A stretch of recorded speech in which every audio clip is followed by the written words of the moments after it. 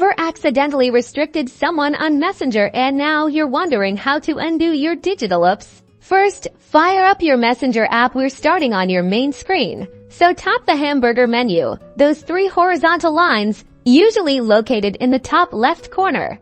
This unveils the app's hidden settings. Now, look for the settings icon.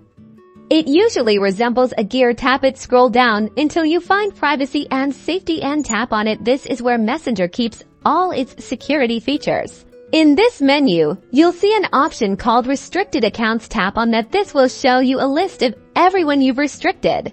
From the Restricted Accounts list, select the person you want to unrestrict. This will open their profile.